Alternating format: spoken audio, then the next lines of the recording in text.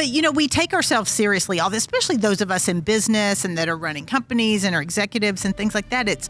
We're so busy and so on all the time that we don't stop to just laugh and to have fun. And that's been, a lot of that's the people you're around too. But I feel like even within ourselves, we can do that. Because I've noticed that with my kids even, and this is where I think this book is so great at showing you how to do it, because we weren't taught that. We weren't taught, as kids, we were taught to have fun. And that was one of the things that stood out to me too. It's like, what did you do as a child that like sparked joy, or that you had fun, or like if you're, how when we were growing up in the 70s, your parents are going, go outside and play.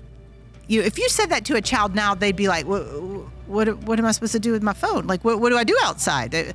They don't know what to do, but I feel like this is an opportunity. That was one of my favorite ones. It's like, what are you going to do to unpack and relax your decadent moment? What do you go back to? What makes you excited? What made you excited when you were a kid? When did we lose that? We lose that. We lost it. And I've been studying a lot about peak performance and flow.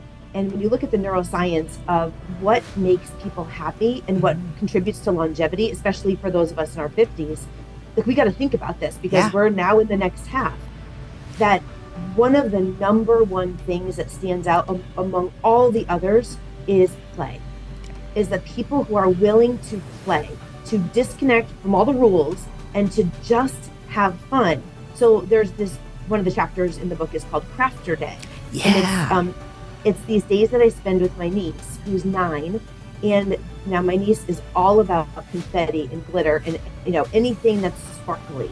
And so when we have these moments together, we sit for hours and we do some sort of craft. She will glue things and cut things out, and she'll make dream boards for hours. Last weekend we sat for 3 hours and I taught her how to crochet. And she's so into it. Yeah. But for me, it was 3 hours on the couch, no phone, no interruption, no social media. The TV wasn't on. It was just the two of us chatting, crocheting. And it was what I had done with my grandmother as a kid.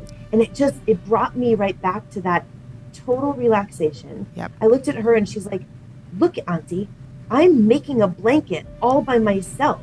And I said, I know, you're doing an amazing job.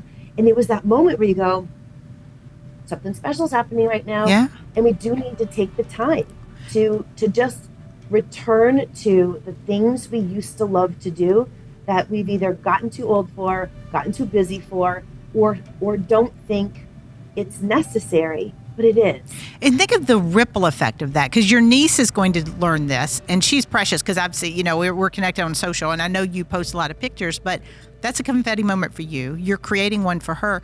Honestly, as a viewer or somebody that's connected to you and follows you, I see that, because you posted, she's precious. And like, she's got the biggest, I've seen you post like on craft days when y'all have done, what did y'all do, cookies or something? There was something y'all did over the holidays too, that like, she's just got this smile all of you guys are smiling, and it's contagious. And I saw the ones from the book launch too. And, it's just, anytime that we have a confetti moment for ourselves, or we create one for somebody else and we share it, that kind of has this ripple effect. And I feel like at this point, with the wackadoodle state of our world, we need so much more of this. It's easy to do. This is the thing. So I had posted pictures of me and my niece doing this crocheting, and a number of my friends on social media and clients, because I'm connected with all of my financial planning clients on social media, many of them reached out and said, I've always wanted to learn how to do that. I wish I learned that when I was a kid. I'd love to learn how to crochet. So I just set up Crochet Saturday at my office, and I invited a couple dozen That's people. Awesome. And we had a bunch of women, their kids, sons and daughters. I probably had 20 people sitting here on the couches all over the place. I sent them, what needle to buy and what kind of yarn to buy. And we sat as a group and had coffee on a Saturday morning, moms and kids. And every single person learned how to do it. And it was this confetti moment, right? Where I had this moment with my niece. I posted it. Other people saw it. They were interested.